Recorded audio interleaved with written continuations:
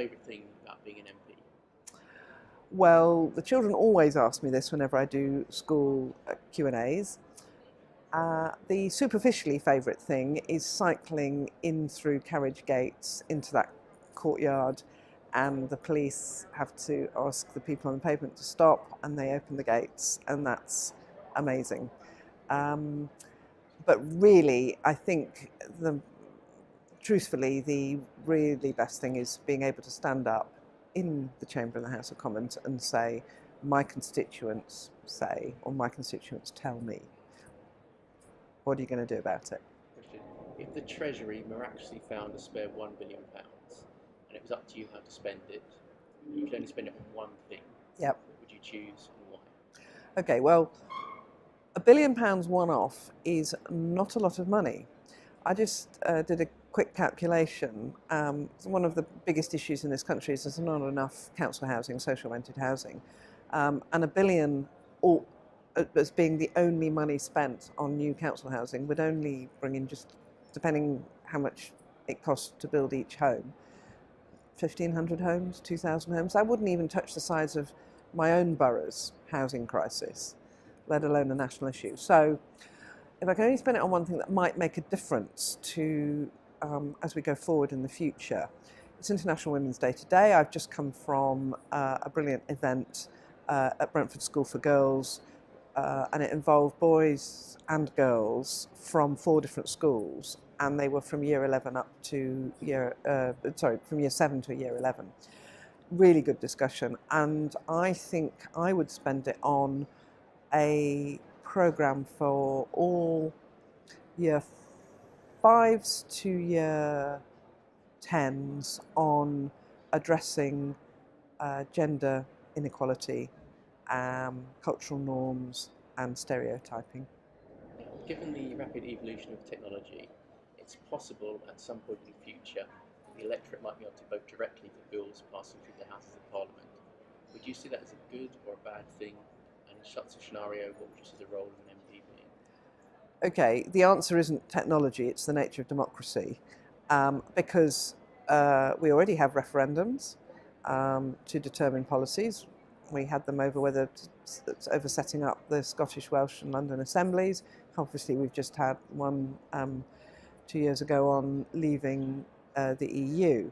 So, and there are some countries and some states in the US, some cantons in Switzerland that use referendums several times a year on all sorts of different issues. Your question isn't about technology, although you phrase it that way. Your question is about universal voting versus representative parliamentary democracy.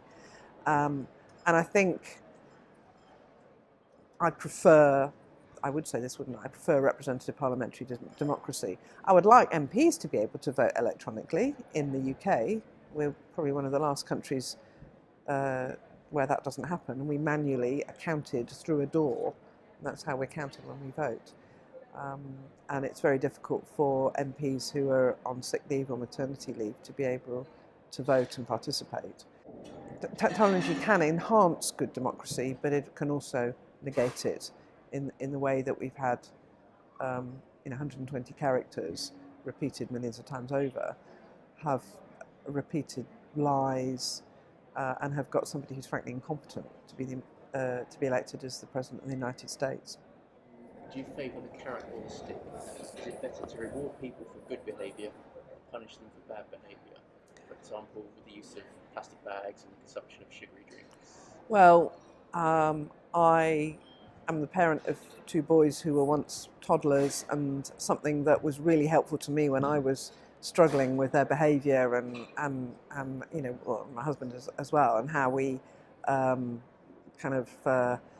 get them to sort of grow up into nice young men.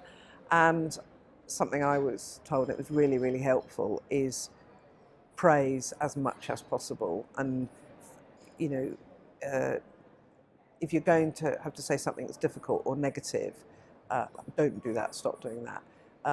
Measure your remarks to your children, and it's 5 positives for every negative. Praise good behaviour. And I think that works for all of us. That's natural human mindset. There's nothing different about toddlers. they're young adult. They're they're going to grow up into adults, and so I think generally encouraging people, incentivizing people, generally works better than the stick. Now, we note the recent publicity surrounding the use of WhatsApp groups in Yeah. Parliament. Um, so the question is, do you think the use of WhatsApp groups by MPs is a good or bad thing for democracy, and why? Well, we use WhatsApp groups like everyone else uses WhatsApp groups. I mean, I must say WhatsApp has only really grown in the 2.5 years that I've been in Parliament, so I can't compare it with life outside Parliament for myself. But I take it that most workplaces, most social networks, most organisations that we interact with as people in society, we use WhatsApp groups. We all use WhatsApp groups. So why they're any different for MPs, I don't know. I think there should be, and certainly the WhatsApp groups I'm involved with, there's a general assumption that you keep things nice, you keep things factual. If you've got an issue with somebody in the group, you take it offline. And I think that generally works best. And obviously, there is a risk being MPs that people might reveal the information. I don't know how on earth it gets out, because it breaks that bond of trust you have with that group of people, and therefore it breaks the value of the WhatsApp group.